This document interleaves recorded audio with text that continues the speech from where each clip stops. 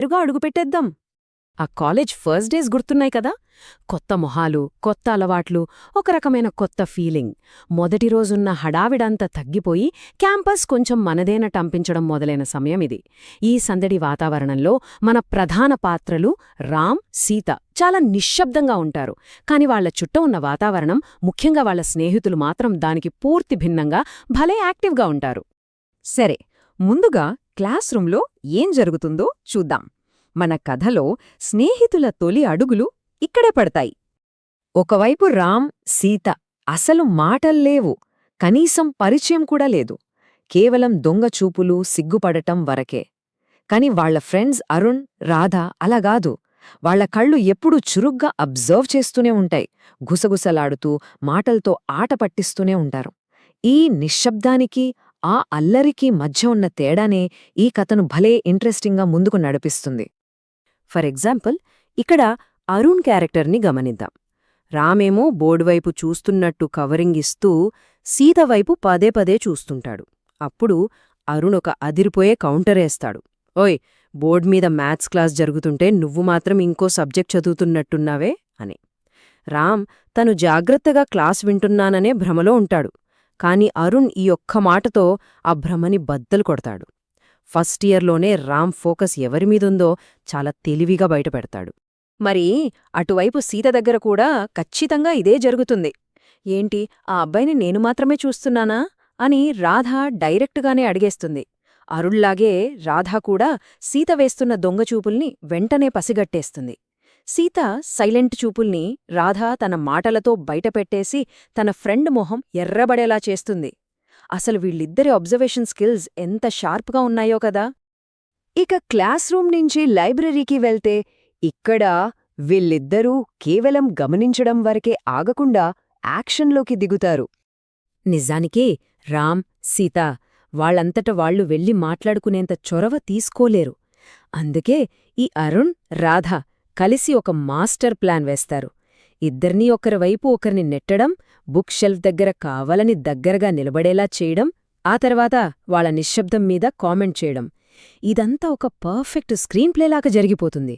ఇక్కడ అసలు పాయింట్ ఏంటంటే, ఆ ఇద్దరి మధ్య ఉన్న ఇబ్బందికరమైన వాతావరణాన్ని ఈ స్నేహితులు తమ అల్లరితో కవర్ చేసి ఆ జంట మీద ప్రెషర్ తగ్గిస్తారన్నమాట. అరుణ్ డైరెక్ట్గా రంగంలోకి దిగాడు అనడానికి ఇదొక బెస్ట్ ఎగ్జాంపుల్. పోపో, నీ బుక్ అక్కడే ఉందేమో చూసిరా అంటూ తడబడుతున్న రామ్ని కావాలనే ఆ బుక్ షెల్ఫ్ వైపు ముందుకు నెట్టేస్తాడు. రామ్కి ఒక రీజన్ ఇచ్చి సీతవైపు వెళ్లేలా చేస్తాడు. ఇది కేవలం సలహా కాదు, ఒక ఫిజికల్ పుష్ అనుకోవచ్చు. ఇక్కడ ఇంట్రెస్టింగ్ పాయింట్ ఏంకంటే, అరుణ్ ప్లాన్కి రాధ పర్ఫెక్ట్గా సింక్ అవడం. సరిగ్గా అరుణ్ రామ్ని నెట్టిన టైంలోనే నీ నోట్స్ అక్కడే ఉన్నాయి, వెళ్ళి తీసుకురా అని రాధ కూడా సీతను ఖచ్చితంగా రామున్న వైపుకే పంపుతుంది. అసలు ఏ ప్లానింగ్ లేకుండానే వీళ్ళిద్దరి మధ్య ఉన్న కోఆర్డినేషన్ మామూలుగా లేదు కదా. వాళ్ళిద్దరూ నెట్టాక పరిస్థితి ఒక్కసారి ఊహించుకోండి. ఒకే షెల్ఫ్, చేతులు తాకేంత దగ్గరగా ఉన్నారు, కాని అస్సలు మాటల్లేవు. భలే టెన్షన్ ఉంటుంది కదా అక్కడ. వీళ్ల ఫ్రెండ్స్ చొరవ తీసుకుని ఆ స్పేస్ క్రియేట్ చేయకపోతే ఆ రొమాన్స్ అంతా ఎప్పటికీ అలాగే సైలెంట్గా దూరం నుంచే ఉండిపోయేదేమో. వాళ్ళిద్దరూ అలా మౌనంగా నిలబడి ఉంటే అరుణ్ మెల్లగా వెనకనుంచి, అయ్యో, ఇంత సైలెంట్ స్టడీ నేనెప్పుడూ చూడలేదే అని ఒక ఫన్నీ కౌంటర్ వేస్తాడు. దానికి రాధ నవ్వు ఆపుకోలేకపోతోంది. ఆ సైలెంట్ అండ్ యాక్వర్డ్ మూమెంట్ని ఈ ఒక్క జోక్ ఎంత మెమరబుల్గా మార్చేసిందో చూడండి. ఇక అక్కడ్నుంచి మూడవ దశ, క్యాంటీన్లో పెరిగిన హార్ట్ బీట్స్ గురించిన ముచ్చట చూద్దాం. క్యాంటీన్లో చుట్టూ జనం ఉన్నారని కూడా చూడకుండా అరుణ్ కావాలనే గొంతు పెంచి, రారామ్, ఈరోజు స్పెషల్ టీ హార్ట్ బీట్ పెంచుతుందంట అంటాడు.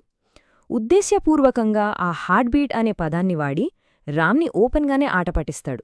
ఇది రామ్కి మాత్రమే కాదు, చుట్టుపక్కల వాళ్లకి, ముఖ్యంగా సీతకు వినబడాలనే ఉద్దేశ్యంతో వేసిన డైలాగ్. దానికి రాధ కూడా ఏమాత్రం తగ్గదు సుమా.